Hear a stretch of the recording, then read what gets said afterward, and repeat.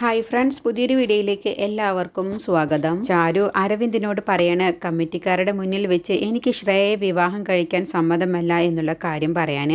അങ്ങനെ അരവിന്ദ് മിണ്ടാതിരിക്കുകയാണ്. അപ്പോൾ ബാലനും ചാരുവും ഒക്കെ പറയാണ്, അരവിന്ദ് നീ പറഞ്ഞോ, നീ ധൈര്യമായിട്ട് പറഞ്ഞോ, ശ്രേയയെ വിവാഹം കഴിക്കാൻ സമ്മതമല്ല എന്നുള്ളത്. അപ്പോൾ അരവിന്ദ് അങ്ങ് എണീറ്റ് നിൽക്കുകയാണ്. എന്നിട്ട് അരവിന്ദ് കമ്മിറ്റിക്കാരുടെ അടുത്ത് ഒരു കല്യാണക്കുറി കൊടുക്കുകയാണ്. എന്നിട്ട് അത് തുറന്നു വായിക്കാൻ പറയണ്ട. അപ്പോൾ ശ്രേയയുടെയും അരവിന്ദിൻ്റെയും കല്യാണക്കുറിയാണ് കൊടുക്കുന്നത്. അപ്പോൾ കമ്മിറ്റിക്കാർ അത് തുറന്നു വായിച്ചു നോക്കുമ്പോൾ അരവിന്ദിനോട് ചോദിക്കാൻ, അല്ല ഇതിപ്പോൾ എന്തിനാ കല്യാണക്കുറി തന്നിട്ടുള്ളത്? ഈ കല്യാണത്തിന് സമ്മതമല്ല എന്നല്ലേ പറഞ്ഞിട്ടുള്ളത്, പിന്നെ എന്തിനാ ഇത് ഇവിടെ തന്നത് എന്ന് ചോദിക്കുമ്പോൾ അരവിന്ദ് പറയണ, കണ്ടില്ലേ, ഞങ്ങളുടെ കല്യാണക്കുറി വരെ അടിച്ചു കഴിഞ്ഞു, എന്നിട്ടാണ് ഈ കല്യാണത്തിൽ നിന്നും പിന്മാറാൻ വേണ്ടി എന്നോട് പറയുന്നത്. കേട്ടതോടുകൂടി ബാലനും ചാരുവും ആകാശും എല്ലാവരും അങ്ങ് അതിശയിച്ചു പോവാണ്. ഇതിപ്പോൾ എന്താ അരവിന്ദ് ഇങ്ങനെ പറയുന്നത് എന്നുള്ള ഭാവത്തിലിട്ടോ. അത് കേട്ടപ്പോൾ ശ്രേയക്കും അമ്മയ്ക്കും ഹേമക്കും ഒരുപാട് സന്തോഷമാവാണ്. അപ്പോൾ അരവിന്ദ് ഇതുവരെയും ഇവരെ എല്ലാവരെയും പറ്റിക്കുകയായിരുന്നു എന്നുള്ള സന്തോഷത്തിലാണ്. അങ്ങനെ അരവിന്ദിന് കല്യാണത്തിന് സമ്മതക്കുറവില്ല എന്നാണ് അവിടെ പറയുന്നത്. അതോടുകൂടി എല്ലാവരും അങ്ങ് അതിശയിച്ചു പോവാണ്. കല്യാണത്തിനെ കുറിച്ചുള്ള സ്വപ്നം കണ്ടുകൊണ്ടിരിക്കുന്ന എന്നെയാണ് ഇവിടെ വന്ന് കല്യാണത്തിന് സമ്മതമില്ല എന്ന് പറയിപ്പിക്കാൻ വേണ്ടി ഇവരൊക്കെ നോക്കുന്നത്. ഇതെങ്ങനെ ശരിയാവും, ഇതിലെന്ത് ന്യായമാണ് ഉള്ളത് എന്നൊക്കെ പറയുന്ന സമയത്ത് ഇവരൊക്കെ അങ്ങ് അതിശയിച്ചു പോവാണ് കേട്ടോ. അപ്പോൾ ശാന്തപ്പം പറയണ, അരവിന്ദ് മോനെ, നീ ആനട കലക്കിയത്, ഇത് തന്നെയാണ് മാഷിന് കൊടുക്കാൻ പറ്റുന്ന നല്ലൊരു തിരിച്ചടി തന്നെയാണല്ലോ മോനെ നീ കൊടുത്തത് എന്ന് പറയണ. അങ്ങനെ അപ്പോഴത്തേക്കും ബാലൻ അങ്ങ് ദേഷ്യം പിടിക്കുകയാണ്. എന്നിട്ട് അരവിന്ദിനെ അടിക്കാൻ വേണ്ടി അങ്ങ് ചെല്ലുകയാണ് കേട്ടോ. എന്നിട്ട് ഷർട്ടിലെ കൊളറയിൽ കയറി പിടിച്ചിട്ട് പറയുകയാണ്, എടാ നീ എന്ത് പണിയാണടാ ഈ കാണിക്കുന്നത് എന്നൊക്കെ ചോദിക്കുമ്പോൾ അരവിന്ദ് പറയാണ്, വെറുതെ ഇവിടെ നാട്ടുകാരുടെ മുന്നിൽ വെച്ച് നാണം കെടാൻ നിൽക്കണ്ട. നിങ്ങൾ എന്തിനാണ് ഇപ്പോൾ എന്നോട് വഴക്കിടാൻ വേണ്ടി നിൽക്കുന്നത്? എല്ലാവർക്കും മുന്നിൽ നാണം കേടാൻ നിൽക്കണ്ടേ? മര്യാദയ്ക്ക് എൻ്റെ ഷർട്ടിൽ നിന്ന് കൈയെടുത്തോ. ചാരു ബാലനോട് വേണ്ട ബാലമാമേ എന്ന് പറഞ്ഞ് തടയാണ്. എന്നിട്ട് ചാരു പറയാണ്, അരവിന്ദേട്ട ഇങ്ങനെ ഒരു ചതി ചെയ്യരുതായിരുന്നു, ഇങ്ങനെ ഞങ്ങൾ ഒരിക്കലും വിശ്വസിച്ചില്ല അരവിന്ദേട്ട ഇങ്ങനെ ചതിക്കുമെന്നുള്ളത്. അപ്പോൾ അരവിന്ദ് പറയണേ, എന്നെ നിൻ്റെ ബാലമാമ ചതിച്ചല്ലോ, അപ്പോൾ എന്താ നിനക്ക് നല്ല സന്തോഷം തോന്നിയോ? എന്നിട്ട് ബാലനോട് പറയണേ, എൻ്റെ കയ്യിൽ നിന്നും സ്വത്തെല്ലാം കള്ളത്തരത്തിലൂടെ തിരിച്ചെഴുതി വാങ്ങിയപ്പോൾ നിങ്ങൾക്ക് നല്ല സന്തോഷം ഉണ്ടായിരുന്നല്ലോ, ഇപ്പം എങ്ങനെ ഇരിക്കുന്നു, എന്നോട് കളിച്ചാൽ എന്താണ് ഉണ്ടാവുക എന്നുള്ളത് ഇപ്പോൾ നിങ്ങൾക്ക് മനസ്സിലായില്ലേ എന്നൊക്കെ പറഞ്ഞ് ഒരുപാട് മോശമായ വാക്കുകളൊക്കെയാണ് ബാലനോട് പറയുന്നത്. അപ്പോൾ ആകാശ് പറയാണ്, നാണമുണ്ടോ നിനക്ക്? സ്വന്തം അച്ഛനെ നാട്ടുകാരുടെ മുന്നിൽ വെച്ച് അപമാനിക്കാൻ വേണ്ടി നോക്കുന്നോ? നീയൊക്കെ ഒരു മകൻ തന്നെയാണോ? ഇങ്ങനെ ഒരു മകൻ ഈ ലോകത്ത് സ്വന്തം അച്ഛനെ നാട്ടുകാർക്ക് മുന്നിൽ അപമാനിക്കുന്ന മകൻ ഉണ്ടാവില്ല എന്നൊക്കെ പറഞ്ഞ് ആകാശം ഒരുപാട് പറയുമ്പോൾ അരവിന്ദ് പറയണേ, നീയൊന്ന് നിർത്തടാ, ലോകത്ത് ഇങ്ങനെ ഒരു മകനുണ്ടെങ്കിൽ അത് ഞാൻ തന്നെയാടാ. അതുപോലെ ഇങ്ങനെ ഒരു അച്ഛൻ ഉണ്ടാകുമോ? മകനെ പറഞ്ഞു പറ്റിക്കുന്ന, മകനെ ചതിച്ച് എൻ്റെ കയ്യിലുള്ള സ്വത്തുക്കളൊക്കെ തിരിച്ചു വാങ്ങിയ അച്ഛൻ പിന്നെ ഈ ലോകത്തുണ്ടാകുമോ? ഇതുകൊണ്ടൊക്കെ തന്നെയാണ് ഞാൻ മനസ്സിൽ തീരുമാനിച്ചത്, എന്നെ ചതിച്ചതിന് നിങ്ങൾക്ക് എല്ലാവർക്കും ഒരു നല്ല പണി തരണമെന്ന് ഞാൻ ആഗ്രഹിച്ചതും.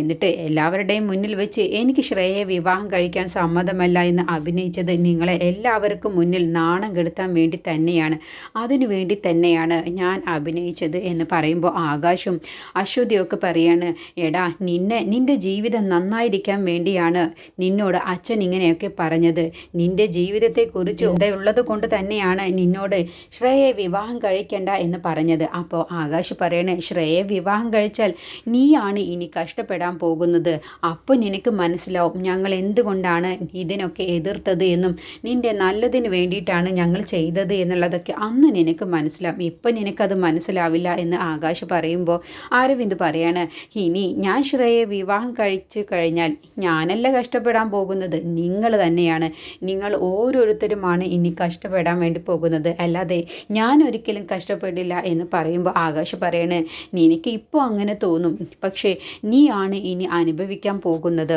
അപ്പോൾ അരവിന്ദ് അതൊന്നും കേൾക്കാൻ പോലും കൂട്ടാക്കാതെ ഹേമയെ നോക്കുകയാണ്. എന്നിട്ട് ഹേമയോട് പറയണേ, ഹേമയുടെ അടുത്തേക്ക് ചെന്നിട്ട് പറയണേ, അമ്മ നന്നായിട്ട് വിഷമിച്ചു അല്ലേ, ഞാൻ ഇവരെയൊക്കെ നല്ലൊരു തിരിച്ചടി കൊടുക്കാൻ വേണ്ടി തന്നെയാണ് ഞാൻ അങ്ങനെ ശ്രേയയെ വിവാഹം കഴിക്കില്ല എന്നൊക്കെ പറഞ്ഞ് അഭിനയിച്ചത്. അമ്മ ഒന്നുകൊണ്ടും വിഷമിക്കേണ്ട, എൻ്റെ അമ്മ എപ്പോഴും എനിക്ക് പ്രിയപ്പെട്ടത് തന്നെയാണ്, എൻ്റെ അമ്മ പറയുന്ന വാക്കുകൾക്കല്ലാതെ ഞാൻ വേറെ ഒരു വാക്കിനും പ്രാധാന്യം കൊടുക്കില്ല. അപ്പോൾ ശാന്തപ്പം പറയാണ്, ഇത് ഇങ്ങനെ വിട്ടാൽ ശരിയാവില്ല, ശ്രേയയെ എല്ലാവർക്കും മുന്നിൽ അപമാനിക്കാൻ വേണ്ടി നോക്കിയതല്ലേ ഇവർ, അതിന് ഇവർക്ക് നല്ലൊരു ശിക്ഷ തന്നെ കൊടുക്കണം. അതിന് ഈ നിൽക്കുന്ന ബാലമാഷ് ശ്രേയയുടെ കാലിൽ കാലിൽ തൊട്ട് മാപ്പ് പറയണം. അപ്പോൾ അരവിന്ദ് പറയണ അത് ശരിയായിട്ടുണ്ടല്ലോ, ശാന്തപ്പൻ മാമ പറഞ്ഞത് ശരിയാണ്, ഇവർ മാപ്പ് പറയണം, അല്ലാതെ ഇങ്ങനെ ഒരു അപമാനം ഇവർക്കുണ്ടാവാൻ പാടില്ല, ഇവർ മാപ്പ് പറഞ്ഞേ പറ്റൂ, ശ്രേയയോട് മാപ്പ് പറയണം എന്ന് അരവിന്ദ് പറയട്ടെ. അപ്പോൾ ചാരു പറയണ എന്തിന് ബാലമാമ മാപ്പ് പറയണം, ഞാനല്ലേ ഈ സഭയിലേക്ക് വരാൻ വേണ്ടി പറഞ്ഞതും ഇവരെ എല്ലാവരെയും വിളിച്ചു കൂട്ടിയതും എല്ലാം ഞാനാണല്ലോ, പിന്നെ എന്തിന് ബാലമാമനെ ഇതിലേക്ക് വലിച്ചിടണം, ബാലമാമയല്ല ഞാനാണ് ഇതിലേക്ക് പറഞ്ഞിട്ടുള്ളത്, അതുകൊണ്ട് ഞാൻ മാപ്പ് പറഞ്ഞാൽ തീരാവുന്നതേ ഉള്ളൂ, ഞാൻ പറഞ്ഞോളാം. അപ്പോൾ ആകാശ് പറഞ്ഞു ഇല്ല, നീ ഒരിക്കലും മാപ്പ് പറയില്ല, എന്തിനു മാപ്പ് പറയണം, അതിൻ്റെ ഒരു ആവശ്യമില്ല, ഞങ്ങൾ ആരും മാപ്പ് പറയില്ല എന്ന് പറഞ്ഞപ്പോൾ ശ്രേയ പറയണ് എന്നെ എല്ലാവർക്കും മുന്നിൽ അപമാനിക്കാൻ വേണ്ടിയാണ് ഇവരിങ്ങനെ ഒരു സഭ കൂട്ടിയത് തന്നെ, അതുകൊണ്ട് എനിക്ക് ഈ സഭയിൽ നിന്നും നാണം കെട്ടി നീതി കിട്ടാതെ പോവേണ്ട അവസ്ഥയാണോ നിങ്ങൾ വരുത്തുന്നത് എന്ന് കമ്മിറ്റിക്കാരോട് ചോദിക്കുമ്പോൾ അവർ പറയുന്നത് ഇല്ല മാഡം, നിങ്ങൾക്ക് ഇവിടെ നിന്നും നാണം കിട്ടു പോവേണ്ട ഒരു ആവശ്യവുമില്ല, അരവിന്ദിനും ശ്രേയയ്ക്കും ഈ വിവാഹത്തിന് സമ്മതമാണ് എന്ന് മനസ്സിലാക്കാതെയാണ് ബാലമാഷ് ഞങ്ങളെ എല്ലാവരെയും വിളിച്ചു കൂട്ടിയത്, അതുകൊണ്ട് ബാലമാഷ് ഇവരെ നാണം കെടുത്താൻ നോക്കിയതിന് ഇവരോട് മാപ്പ് പറഞ്ഞേ മതിയാവൂ. അപ്പോൾ അരവിന്ദ് പറയണ അല്ല ചാരു അല്ലേ ഈ തുണിക്കച്ചവടക്കാരിയല്ലേ പറഞ്ഞത്, ഇവളാണ് ഇവിടേക്ക് വിളിച്ചു കൊണ്ടുവന്നത് എന്നൊക്കെ, അപ്പോൾ പിന്നെ എൻ്റെ ശ്രേയയോട് മാപ്പ് പറയേണ്ടത് ഇവൾ തന്നെയാണ്, ഇവളല്ലേ ഇതിനെല്ലാം കാരണക്കാരിയായി നിൽക്കുന്നത്, അപ്പോൾ എല്ലാവർക്കും മുന്നിൽ വെച്ച് ഇവൾ എൻ്റെ ഭാവി ഭാര്യയാവാൻ പോകുന്ന ശ്രേയയോട് മാപ്പ് പറയണമെന്ന് പറയട്ടോ. അത് കേട്ടപ്പോൾ ആകാശിന് അങ്ങ് ദേഷ്യം പിടിക്കുകയാണ്. അങ്ങനെ ആകാശ് എന്താടാ നീ പറയുന്നത് എന്നും പറഞ്ഞുകൊണ്ട് അരവിന്ദിൻ്റെ അടുത്തേക്ക് ചെന്ന് അരവിന്ദിനെ അങ്ങ് അടിക്കാൻ വേണ്ടി നോക്കുകയാണ്. എന്നിട്ട് രണ്ടുപേരും കൂടി അങ്ങോട്ടും ഇങ്ങോട്ടും ഒന്നും തള്ളുമാണ്. അപ്പോൾ ആരുവും അശ്വതിയും രമേശനും അനുവും ഒക്കെ പിടിച്ച് മാറ്റുകയാണ് കേട്ടോ. ബാലനാണെങ്കിൽ എന്ത് ചെയ്യണമെന്ന് അറിയാതെ ആകെ തളർന്നു നിൽക്കുകയാണ്. എല്ലാവർക്കും മുന്നിൽ നാണം കിട്ടു, അരവിന്ദ് പറ്റിച്ചതാണ് എന്നുള്ള ആ ഒരു സങ്കടത്തോടു കൂടിയാണ് മിണ്ടാതെ നിൽക്കുന്നത്. അപ്പോൾ ഇവർ രണ്ടുപേരുമുള്ള വഴക്ക് കൂടുകയാണ്. രണ്ടുപേരും അങ്ങോട്ടും ഇങ്ങോട്ടും പ്രശ്നം ഉണ്ടാവുകയാണെന്ന് കാണുമ്പോൾ ഒരുപാട് സന്തോഷിക്കുകയാണ്. അവസാനം ബാല ഒച്ച എടുത്തുകൊണ്ട് നിർത്തുന്നുണ്ടോ എന്ന് ചോദിക്കുകയാണ്. എന്നിട്ട് കമ്മിറ്റിക്കാരോട് പറയാണ് ഇങ്ങനെ ഒരു നാണക്കേട് എനിക്ക് വരുത്തി വെച്ച ഇവൻ എൻ്റെ മകനാണെന്ന് പോലും പറയാൻ എനിക്ക് നാണക്കേടാണ്. ഇവനായിട്ട് പലതവണ എന്നെ പലയിടങ്ങളിലും വെച്ച് അപമാനിച്ച ഇവൻ, വിശ്വാസവഞ്ചന ചെയ്യുന്ന ഇവനെ പോലത്തെ ഒരു മകൻ എനിക്കുണ്ടായതോ ഓർത്ത് എനിക്ക് നാണക്കേടാണ് ഇപ്പോൾ ഉള്ളത്. എല്ലാവർക്കും മുന്നിൽ വെച്ച് ഇവൻ എന്നെ അപമാനിച്ചതിനും നിങ്ങളെ എല്ലാവരെയും വിളിച്ചു വരുത്തിയതിനും എല്ലാം തന്നെ ഞാൻ നിങ്ങളോട് മാപ്പ് പറയുന്നു.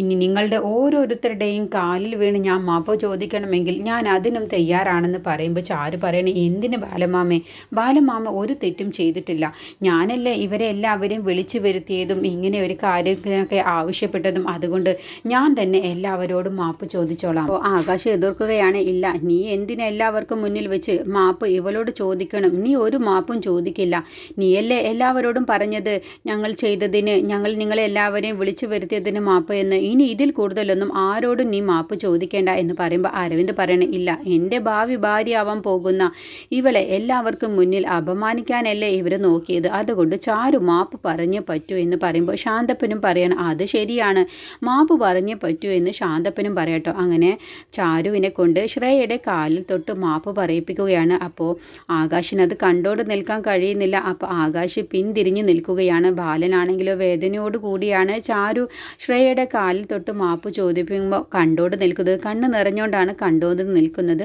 അപ്പോൾ അശ്വതിക്കും അനുവിനും ഗോവിന്ദനും ഒക്കെ വിഷമാവുകയാണ്, രമേശനൊക്കെ. അപ്പോൾ ഹേമയൊക്കെ ഒരുപാട് സന്തോഷിക്കുകയാണ്. അപ്പോൾ ശാന്തപ്പം കുഞ്ഞുമോളോട് സ്വകാര്യത്തിൽ പറയാണ് കുഞ്ഞുമോളെ ഞാൻ എന്നോട് പറഞ്ഞില്ലേ ഇവളെ നാട്ടുകാരുടെ മുന്നിൽ വെച്ച് ഞാൻ ഇവളെ അപമാനിക്കുമെന്നുള്ളത്, ഇപ്പോൾ കണ്ടില്ലേ അവൾ അപമാനിച്ച് ശ്രേയയുടെ കാലും തൊട്ട് പിടിച്ചുകൊണ്ട് നിൽക്കുന്നത് എന്നൊക്കെ കുഞ്ഞുമോളോട് പറയട്ടെ. അപ്പോൾ കുഞ്ഞുമോൾക്കും അത് കാണുമ്പോൾ ഒരുപാട് സന്തോഷമാവാണ്.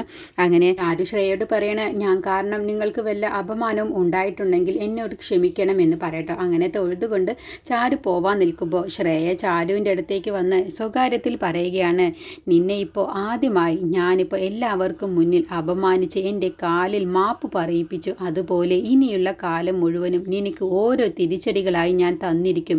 നിന്നെ എല്ലാവർക്കും മുന്നിൽ അപമാനിക്കുകയും കൊണ്ട് എൻ്റെ മുന്നിൽ മാപ്പ് പറയിപ്പിക്കുകയും ചെയ്യും എന്നൊക്കെ പറയുകയാണ്. അപ്പോഴത്തേക്കും ആകാശ് മതി ചാരു എന്ന് പറഞ്ഞുകൊണ്ട് ചാരുവിൻ്റെ കൈ പിടിച്ച് അവിടെ നിന്നങ്ങ് കൊണ്ടുപോകണം. എന്നിട്ട് കമ്മിറ്റി പറയാണ്, ഈ പത്രികയിൽ കുറിച്ചതുപോലെ, കല്യാണക്കുറിയിൽ കുറിച്ചതുപോലെ തന്നെ അതേ ദിവസം തന്നെ അരവിന്ദിൻ്റെയും ശ്രേയയുടെയും വിവാഹം നടക്കുമെന്നുള്ളതാണ് ഈ പഞ്ചായത്തിൻ്റെ തീരുമാനം എന്ന് പറയട്ടോ. അത് കേട്ടതോടുകൂടി ചാരുവും ആകാശവും ബാലനൊക്കെ ഞെട്ടിപ്പോവാണ്. ഇനി ഇതിലൊരു തീരുമാനമെടുക്കാൻ കഴിയില്ലല്ലോ, ഇനി ഇത് എങ്ങനെ മുടക്കും എന്നുള്ള ഭാവത്തിൽ കേട്ടോ. അപ്പോൾ ഹേമയും അരവിന്ദനും ശ്രേയൊക്കെ ഒരുപാട് സന്തോഷിക്കുകയാണ്. അപ്പോൾ ഹേമ അരവിന്ദിൻ്റെയും ശ്രേയയുടെയും മുഖത്ത് നോക്കി കൈകൊണ്ട് ഇങ്ങനെ സന്തോഷിച്ചു, നമ്മൾ ജയിച്ചു എന്നുള്ള ആംഗ്യം കാണിക്കുകയാണ്. ഇങ്ങനെ കൂടിയവരെല്ലാവരും തന്നെ അവിടെ നിന്ന് അങ്ങ് പോവാട്ടോ. എന്നിട്ട് ബാലനും ആകാശും ചാരുവും അശ്വതിയും അനുവും രമേശിനൊക്കെ ഗോവിന്ദനൊക്കെ എന്ത് ചെയ്യണമെന്ന് അറിയാതെ നാണം കേട്ട് അവിടെ നിൽക്കുകയാണ്. അപ്പോൾ ശ്രേയും അമ്മയും ഹേമയും രവീന്ദ്രനും കുഞ്ഞുമോളൊക്കെ ഇവരെ തോൽപ്പിച്ചു എന്നുള്ള ഭാവത്തിലാണ് കേട്ടോ, പുച്ഛഭാവത്തോടു കൂടി അവരെ നോക്കി നിൽക്കുന്നത്. എന്നിട്ട് ശ്രേയ ബാലിൻ്റെ അടുത്തേക്ക് ചെല്ലുകയാണ്. എന്നിട്ട് പറയുകയാണ്, ഇപ്പോൾ നിങ്ങൾ കണ്ടില്ലേ, നിങ്ങളുടെ മരുമകൾ ചാരു എല്ലാവർക്കും മുന്നിൽ വെച്ച് എന്നോട് കളിച്ചപ്പോൾ അവൾക്ക് മാപ്പ് പറയേണ്ടി വന്നു. അതുപോലെ നിങ്ങളെ എല്ലാവർക്കും മുന്നിൽ വെച്ച് ഞാൻ നാണം കെടുത്തുക തന്നെ ചെയ്യും. അതുകൊണ്ട് ഞാൻ പറഞ്ഞത് നിങ്ങൾ കുറിച്ചിട്ടോ. നിങ്ങളുടെ മൂത്ത മകൻ അരവിന്ദൻ എൻ്റെ കഴുത്തിൽ തന്നെ താലി കെട്ടും. അത് നിങ്ങൾ താലി എടുത്തുകൊണ്ട് തന്നെ ഞാൻ എൻ്റെ കഴുത്തിൽ താലി കെട്ടിപ്പിക്കും. ഇത് നിങ്ങൾ കുറിച്ചിട്ടോ. ഇനി നിങ്ങൾക്ക് എൻ്റെ കല്യാണവും അരവിന്ദൻ്റെ കല്യാണം തമ്മിൽ മുടക്കാൻ കഴിയില്ല എന്നൊക്കെ പറഞ്ഞ് ബാലനെ വെല്ലുവിളിച്ചുകൊണ്ടാണ് ശ്രേയ അവിടെ നിന്ന് പോകുന്നത്. അങ്ങനെ ശ്രേയ കാറിൽ പോയി കയറണം. ഒപ്പം തന്നെ ശ്രേയയുടെ അമ്മയും അതിൻ്റെ തൊട്ടു പുറകെയായിട്ട് അരവിന്ദനും ഹേമയും ഒക്കെ പോയി കാറിൽ കയറുകയാണ് കേട്ടോ. എന്നിട്ട് ഇവരെ എങ്ങനെ നോക്കുകയാണ്, നാണം കെട്ട് തലയും താഴ്ത്തി നിൽക്കുന്നത് കണ്ടില്ലേ എന്നുള്ള ഭാവത്തിൽ കേട്ടോ. അങ്ങനെ അവർ കാർ എടുത്തുകൊണ്ട് അങ്ങ് പോവുക കേട്ടോ. ഈ സമയം കുഞ്ഞുമോളും ശാന്തപ്പനും ഇവരെ തന്നെ നോക്കി നാണം കെട്ട് നിൽക്കുന്നത് കണ്ടില്ലേ എന്നുള്ള ഭാവത്തിൽ നിൽക്കുകയാണ്. അപ്പോൾ അനു പറയണേ, നിങ്ങളുടെ മകളെ കൊണ്ട് ഏതോ ഒരുത്തിയുടെ കാല് പിടിപ്പിക്കാൻ പോലും നാണം ഇല്ലേ നിങ്ങളൊക്കെ ഒരു അച്ഛനാണോ എന്ന് ചോദിക്കുമ്പോൾ ചാരു പറയണേ, എൻ്റെ അച്ഛൻ മരിച്ച് എത്രയോ വർഷങ്ങളായി, ഇപ്പോൾ ഇയാൾ എൻ്റെ അച്ഛനാണെന്ന് പറഞ്ഞ് അനു നീ എന്നെ നാണം കെടുത്തല്ലേ എന്ന് പറയുമ്പോൾ കുഞ്ഞുമോള്, എന്താടി നീ പറഞ്ഞത്? എന്താ ഞാൻ പറഞ്ഞത് നിങ്ങൾ കേട്ടില്ലേ? എന്താ ഒരു തവണ കൂടി ഞാനത് പറയണോ? എന്നിട്ട് നിങ്ങൾക്ക് സന്തോഷിക്കണോ? അപ്പോൾ ശാന്തപ്പൻ പറയണേ, വേണ്ട കുഞ്ഞുമോളെ, സ്വന്തം അച്ഛനായി കാണാത്ത ഇവളെ ഒന്നും വില കൊടുക്കണ്ട, നമുക്ക് പോവാമെന്ന് പറഞ്ഞ് ശാന്തപ്പനും കുഞ്ഞുമോളും അവിടെ നിന്ന് പോവാണ്. അങ്ങനെ ബാലൻ കരഞ്ഞുകൊണ്ട് വിഷമത്തോടു കൂടി നിൽക്കാണ്ട്. അപ്പോൾ ചാരുവിനും ആകാശിനൊക്കെ അച്ഛനെ എന്ത് പറഞ്ഞ് ആശ്വസിപ്പിക്കണം എന്നറിയാതെ എല്ലാവരും സങ്കടപ്പെട്ട് നിൽക്കുകയാണ്. ഇതിനെക്കുറിച്ചുള്ള ബാക്കി റിവ്യൂ അടുത്ത വീഡിയോയിൽ പറയാം.